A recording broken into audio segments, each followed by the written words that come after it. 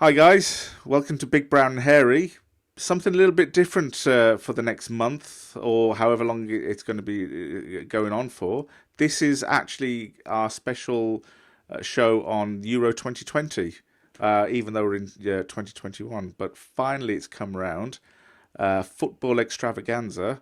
We're going to be breaking down the entire tournament, doing some previews and then doing some talks about how the matches went and what we thought, any players who really caught our eye and things like that. But let's get straight into it. Euro 2020, 2021. What are our thoughts? Who do you think? Who's your money on? I think Corona has won so far. Corona. So it's quite funny. I can't stop but laughing at it. We're going to watch Euro 2020 in 2021. I know. What a fantastic. What a fantastic. Euro 2021 doesn't have the same ring to it, doesn't come does off it? the tongue as nicely. Really. No. So shall I go for the winners? Who do I think will win? See, the twat in me wants to say England. See, the laughter in you says no. Okay. See, but my realistic thoughts, because I've really thought about this, is Portugal or Germany. Just looking at Portugal because of the depth of the squad and the positions. The only iffy bit is the defence. It's a bit old. Yeah. Lack of pace. Yeah. But other than that, two players. Look at the Fernandes, Neves. It's disgusting. Yeah. Ronaldo, Bernardo Silva, Cancelo. It's an unbelievably talented squad. But you have got Germany there. The reason why I'm choosing Germany, a lot of the players play for the same club, and they already have a sort of cohesion where they are familiar with each other. They know how to play in a system. The German way is a certain system, which is counter-attack and very well. And the thing about that, organised. Of course, is that they've got pace. The German team has got scandalous amount of pace. I mean, the only issue is Timo Werner is not the best finisher. But which is surprising. When in the German league, he was fantastic. He was absolute dynamite in finishing. I have to say, this tournament could be breakout. It could be a little bit of a fresh air sort of thing. I think it will be for him. I think it will. Because at Chelsea, the pressure's high, isn't it? So it's going to be interesting. What about you? What do you think? Well, I think when you mentioned England, I think that sort of perfectly demonstrates the contrast between us. I'm the realist, which is why I burst out laughing, and you're the I'm a pragmatist. You could say you're the eternal optimist, maybe. I don't know, but I think previously I thought maybe Spain, but I'm sort of shying away from them now. I think Germany. That's who I've got my money on. I think what we've mentioned, they've got a scandalous amount of pace in their team. Germany always come good in tournaments. Always. There's only really been one blip in the last year. I think was it the last European Championships or the World Cup where I think they got knocked out of their group in the group stages. I can't quite remember, but it was fairly recent. But apart from that, they're always there in tournament football. They're always there or thereabouts. They've got a fantastic squad. It's Joachim Löw's last tournament, of course, so they probably going to give him a good send off. Germany's my prediction for interesting for the We've entire gone thing, for similar picks. for the entire shebang. We've gone for similar picks. And I can understand why you're saying Portugal as well, because the one thing that they've got over really every other team is that talismanic player in Ronaldo, and he's just brilliant, isn't he? Yeah, he forces you through shit games. Look at the last Euros. Yes, he's like a force of nature in games. 100%. And he drags performances out of other players. So, talking about talismanic players, Who do you think will be the top scorer of the tournament? Top scorer. That's Whoa. the next statement. God, if I'd known you were going to talk about this, I'd have had a good think about it. That's why I've asked it. Right on the spot. Shall I go for mine first? Yeah, go on. Go. I'm going to go for Kane because the focal point of the whole England team is Kane, and everything goes through Kane. He's going to score all the goals. Yeah. That's why I think it's going to be Kane or Ronaldo, where everything's played through him. Yeah. I don't see any other team really. The French team, I don't think Mbappe's. I don't think he can be top scorer really. Yeah, so my pick's Kane, just like in the World Cup. Yeah, I think I'll probably go for Ronaldo, actually. I think I'll probably go for him. I think, because again, I think Portugal will be, in the latter stages of the tournament, and I think with Ronaldo, he's that type of player who he can score at any time, and he has that selfishness in him as well, where even if there's one of his colleagues, one of the other players is in a good position to score, he wants the ball, he wants to go and score. So I think my tip for top scorer is Ronaldo. He can. Who cares about his age? He can still do it. He can still turn it on, just like any of the other players there. So Ronaldo for me. On that note, then, who do you think will have the most assists?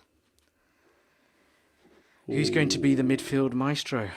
Or it can be someone like Kane, who we saw that with the Premier League. Yeah, but Kane had somebody like Son alongside him, Exactly. didn't he? With him. So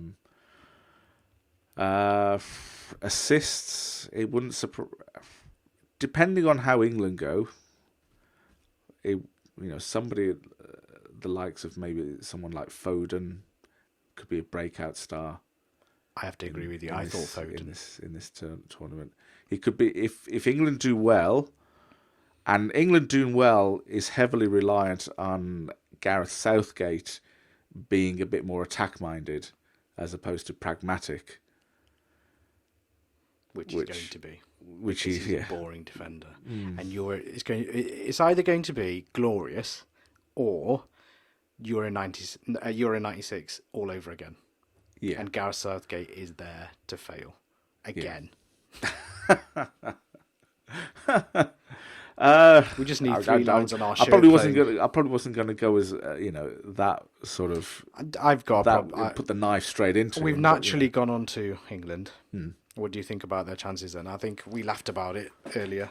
Yeah. In my heart, I want them to do everything. I think any English guy's heart that you want to. But defensively, it's scaring me. Tyrone Mings.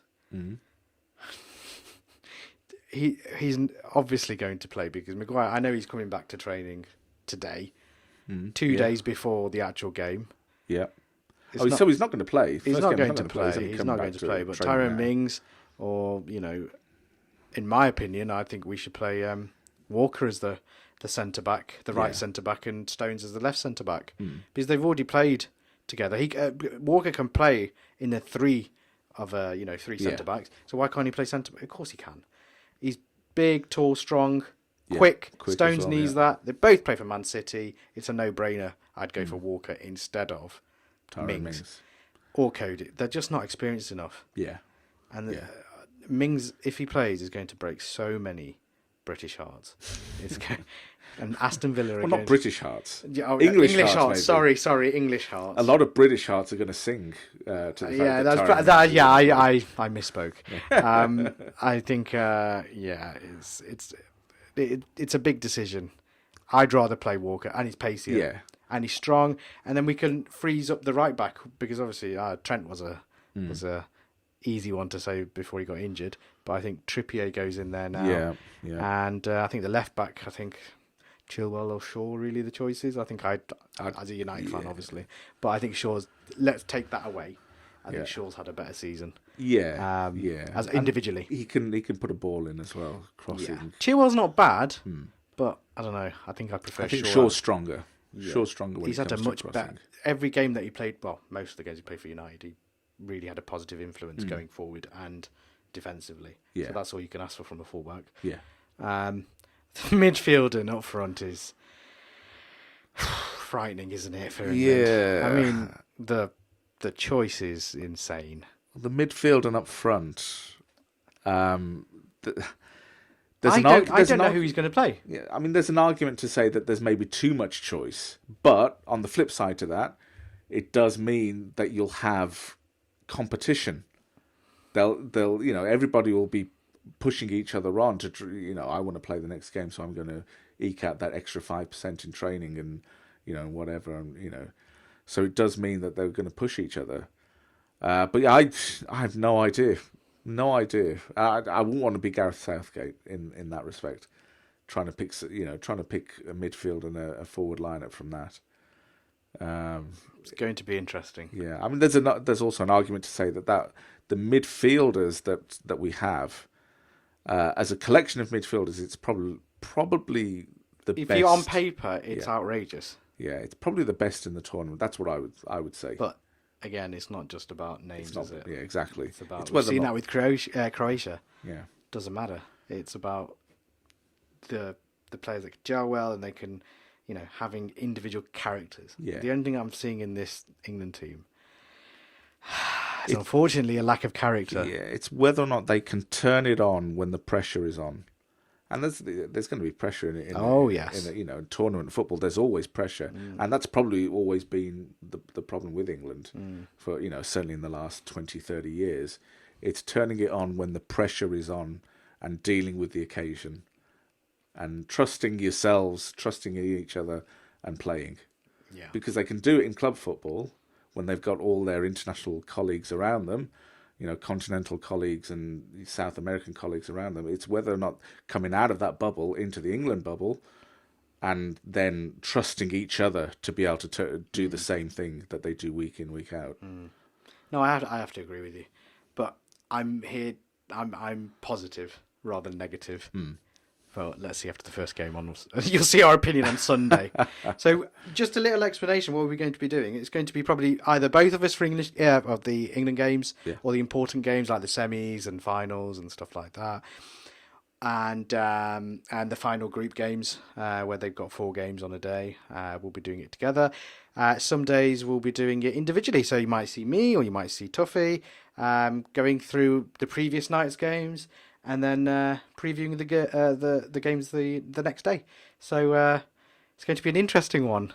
Going to be hearing both sides of it. I'm trying to not be biased, but I will be completely. And I won't take the mick out of Jordan Henderson for being a Liverpool. Let's see if he plays first of all. Let's see if he plays. Yes, and I'll try not to go too hard on Southgate, but. That could be difficult. It could be difficult. Let's see. That could be difficult. Should we go through some quick fire questions then? As we've got a little bit of time. One to watch in the tournament. Who do you think will be the one to watch? God, Foden. It's got to be Foden, hasn't it? Foden. Yeah. I mean, it's built up for him. He's done his hair like Gaza. Come on, he's got to be. And from other nations, you've got whoever. Do we really care? No, not really. But no, individual. It's built for him. He's a young talent, and he's come onto the stage at exactly the right moment. Coming off a season that he's just I feel had. sorry for Greenwood. It should have been him as well. Sancho even. So play like Sancho could break. Bellingham. I'm forgetting about him. Bellingham could come He could have a breakout tournament. Yeah. Nuts. Grealish. Grealish. Forgetting about if Southgate has faith in him to play. Mount, Rice. It's disgusting. That midfield is disgusting. Yeah, it's a sensational team. Uber amounts of talent in that. Okay, another question then. Biggest flop. Who do you think is going to have a little bit of a quick fire though? Biggest flop. I'm going France. France as a team or individual? As a team. Right. I think. Oh, they're not all for it. These questions as a yeah. Right. Okay. Biggest flops, I think, possibly Italy. Ooh. Italy, I think. And that brings us nicely onto the opening game, which is Italy versus Turkey in Rome. So it's a home game for them. So is that a little inkling into your prediction for the game? I think Turkey are a very, very well organised side. If they get the first goal, I think they could nick it. I agree with you. I see draw all over it. And as an opening game for the tournament, it's very drab. Yeah. Italy traditionally start off slowly. Even though they're playing at home, potentially they could start off slowly.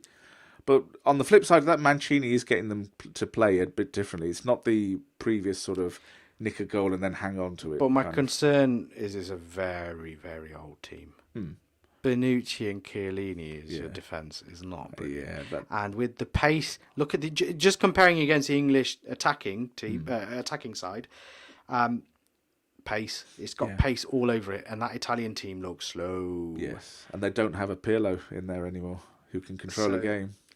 I'm concerned about it. That's a good shout. I agree with you. I think Italy or France for me, because the only reason I'm saying it, I know a lot of people have picked them as their favourites, but I feel like they've already won the World Cup, and I feel like there's not many players from the same team in that team. Yeah. It's all from everywhere. I feel like they could flop. I think it could get to their heads a little bit, and then the press reaction. I think they're not mentally strong. I know that's a mad statement. It could be a lot of competing egos in that squad. Yeah, I think so. And I think the up front isn't brilliant. I mean, you got Giroud. Benzema's had a bit of a decent season this year, but still, he's old. He's slow. He's not the Benzema from yesteryear. He's an aging. Not saying he's bad, but he needs pace around him. Yeah. And there's no I don't know. I just see it being bitty, that team. Fantastic individuals, but not a great team, in my opinion. Yeah. But I want to be proven wrong. I want a fantastic tournament where everyone's playing well. Yeah. But you want that, don't you? Because you want bang for your buck. But a lovely story of an underdog win. Oh, I'd love it. Another one. I'd love a bit Greece. of an underdog. I'd love a Greece. So do you have the game? So you have the game Turkey, or what's your prediction? Okay. Italy, Turkey. I think if Turkey get the first goal, they'll nick it. Otherwise, it's a draw. I don't see Italy winning. I could eat my words here, but I don't. I can't see. What score are you going? I'm going for 1-0 Turkey. Wow. Okay. I'm going for 1-1. 1-1. Turkey score first, and then Italy score in the 83rd minute. That's my prediction. But let us know what you think. This whole show is about everyone commenting, sharing, liking. Let us know your opinion. You probably think we're mad, what we've just said. But keep on watching. Every day there'll be an episode. Us going through the games. And let us know what you think. Support us. Yes. Give us a comment. Give us a like. Give us a share. Give Tuffy some abuse on Twitter. You'll see all our socials in our description. And hopefully we'll see you soon.